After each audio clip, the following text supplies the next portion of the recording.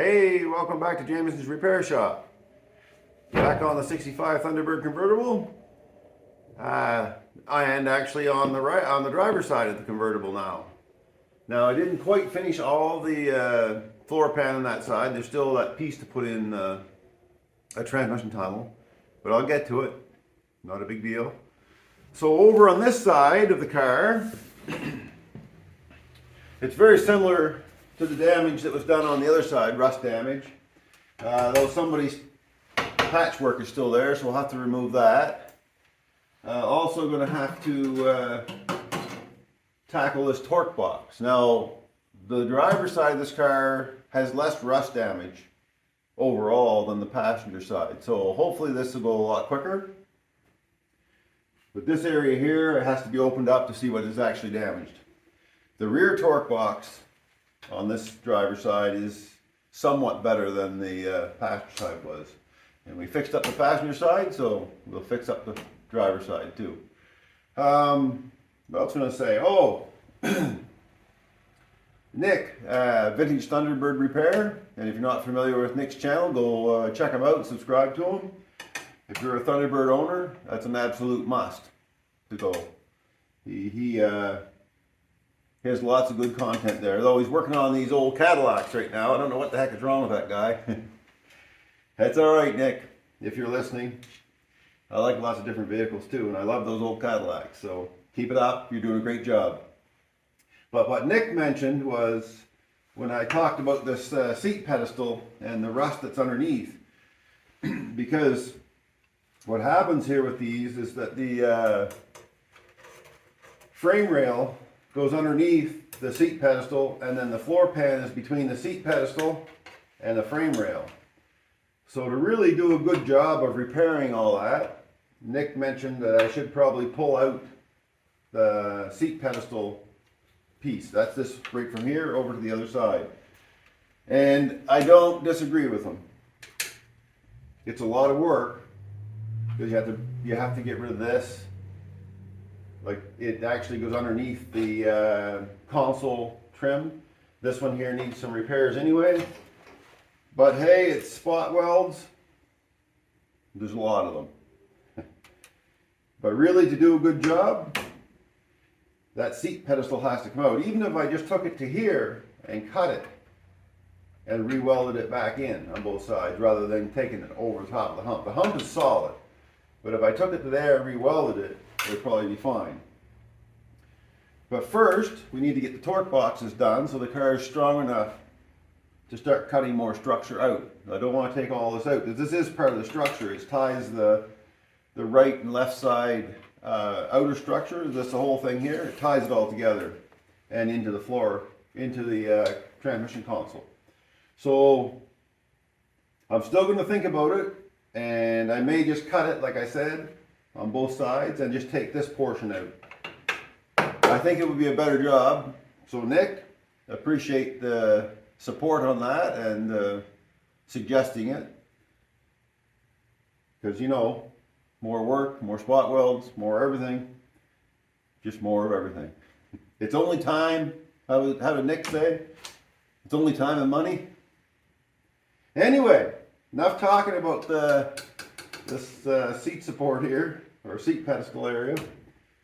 I'm going to get the vacuum cleaner, and I'm going to clean up inside here, get rid of this old loose scale and stuff. Now, like the passenger side, the rear panel on this car, right back to about just behind the seat pedestal, is in really good shape. And underneath it still has the original red oxide primer and everything. The undercoating that the Ford put on did a good job there. So there won't be much work in this area right here, but back as far as this will have to be replaced up to there. And this is right in the way. Alright, so let me get the vacuum cleaner and we'll get this cleaned out because now I'm just talking.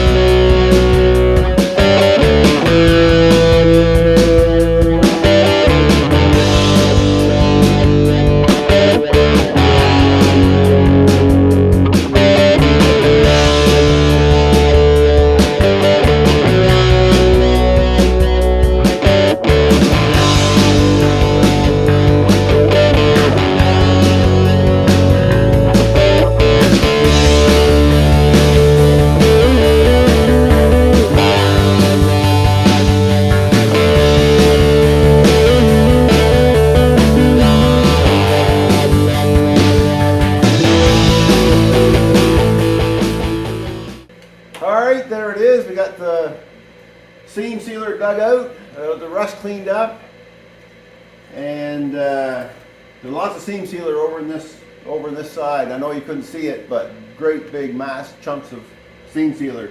Ford really put a lot of seam sealer in, and there's quite a gappy setup there on some of their stuff. It's solid stuff, but the way they built them, there were some gaps. Now, I don't know if that was to allow for flex in the vehicle, or they just wanted to get them through the production line, or their accuracy wasn't that great. I have no idea, but they sure used a lot of seam sealer.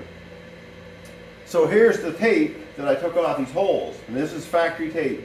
This was never off before until today. There was tape over the seat pedestal bolt holes, a strip of tape, and there was strip over this access hole there, and one right here. Now that tape is like it's like a fabric tape. It's very thin.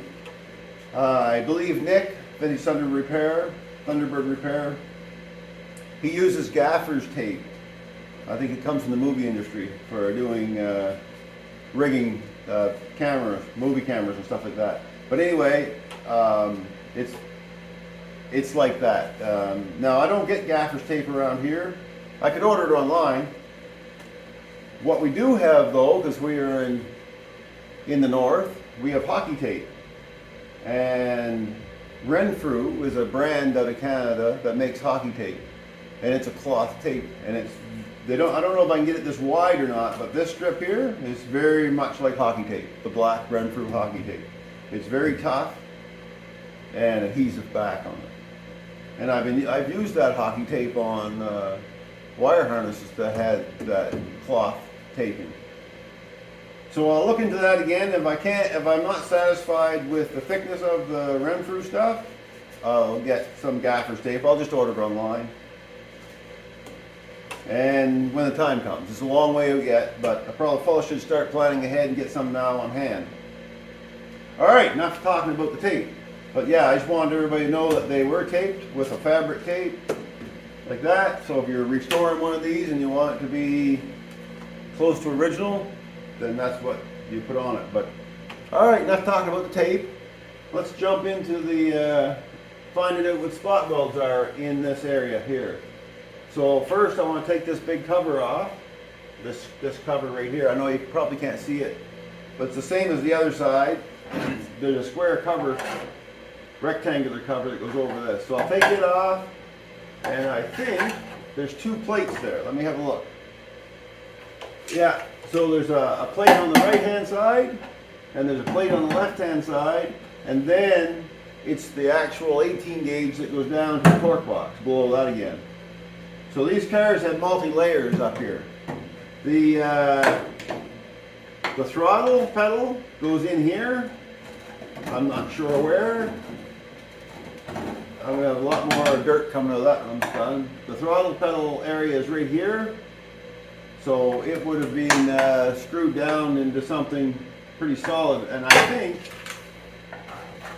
if I'm not wrong, it may have been even screwed into the torque box, but I'll find out.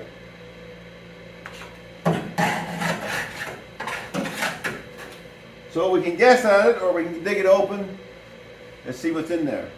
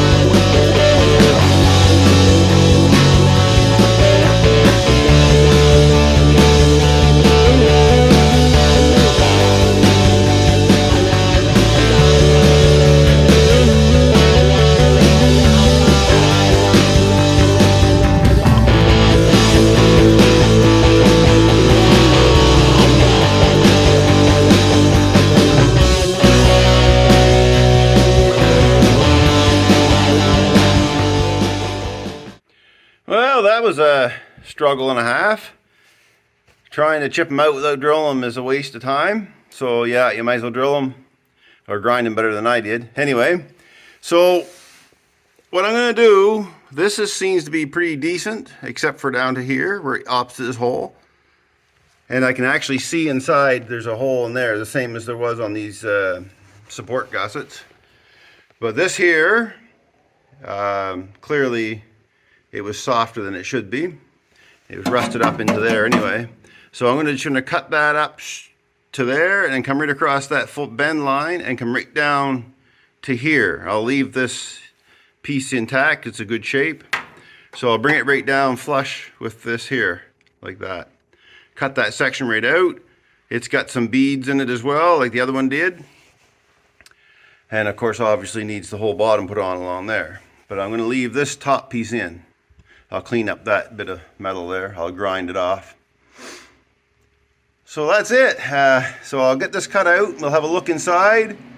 Now, if the bottom of the torque box needs to come off, I'll have to take more of this off over here. But I think the torque box, the bottom of the torque box on this side is in good shape, or good enough shape that I can use it again. Maybe just to replace a little section here. We'll see once I get this opened up. So I'll get the grinder and the zip cut and we'll make quick work of that. There it is. Each cut out. I'm quite happy with this side. Let's see. Get a light in there. That looks pretty good in there. I'll clean it out a little bit better and we'll prime all that. That's galvanized. This whole box was galvanized inside, and I could smell it in the metal when I was cutting. So that's something to be aware of also. Like these braces are galvanized, but the sheet metal is not. The 18 gauge is just 18 gauge. But overall, that torque box is in pretty darn good shape. Right here, where this hole is. So I'll probably come over. It looks like I'll probably have to come over to get clear of this pitted stuff over to about here. Just bring it right over. I'll do it on an angle. Put a new piece in. That's small work. So that's good. I'm happy with that. The bases are really good where they come down and they turn. So that's nice. You don't have to fiddle with that at all. And there's that little drain hole that's pressed in. I'll make sure it's cleaned out. But this will all have to be scrubbed out, cleaned out, and re-primed. And I'm going to check up in here. It looks like a hole. I think that's where the bend is. Yeah. That's just where they broke it. They had a relief for breaking. Like I say, a lot of seam sealer went into these things. Yeah, I'm good. Now, I'll get rid of this old piece of galvanized that somebody put in years ago. It's welded on, it's welded on up here. So I'm just going to cut it along flush with the torque box lip. And actually, I'm going to cut it all the way around. Cut it along the frame rail. And I think over here on this side, it's all just put on with sheet metal screws. So let me get that done and we'll see how she looks. Got that piece out. Didn't take much to get it out. I started cutting it with the zip cut and I said, well, why don't I just use the air chisel? And I just knocked it right off all the way around. A lot of dirt on the floor. Got to clean up. Created a little more dirt inside there, but we'll get her clean. And then we can start patching it. Now, yeah, that's thin right there, so that'll have to be right from the hole over to where you can see the rust pattern. Take a piece, put right in there. And the rest is solid. So this isn't really a major repair on this box. It's just a little bit of work on the box, just that little welding there. And the rest is the floor pan. So rust treating and cleaning and rust treating, that always takes a while. Obviously, right along the perimeter of the tunnel and part of the tunnel, or that brace goes up over. I'll have to put a piece in there, same as we did on the other side. Yep. So, better continue on. Oh, one more thing I almost forgot to point out, and that was that hole that's in this. It was a rectangular hole, just rectangular with just radius corners. Compared to the other side where it had that other style of hole. which is a triangular hole, radius corners. So they are different, a little bit different from side to side, but the beads were still in there. So I want to put the beads back in when I put the new piece in. It's simple, just a quick run down the bead roller. I have that side, it looked to be very similar to that side, didn't change much. Just to fill in, just to give it strength in this foot place here. So it keeps the oil canning out, for one thing. So nothing worse than you just put your foot on the floor and you hear that boom, boom, boom, boom. So I'll put the beads in, keep that from happening. It'll be fine where the braces are, but this is a fairly open piece of metal. Alright, I was in viewing the video footage of this project right here, and I was talking about the box being galvanized and everything, and I didn't even notice when it was going on that it actually says, and you guys probably caught it, that these are actually galvanized. This was actually wrote right on them. That looks like it's stenciled right in there. Also, down inside here, which I can't really make out what it means, there's some more writing down here. And it would have been put on at the same time. So, yeah, definitely galvanized. Anyhow, it's in good shape, so I really don't have to do anything to those brackets there, to those gussets rather, or those support gussets. Just down to this hole here, I'll cut that out.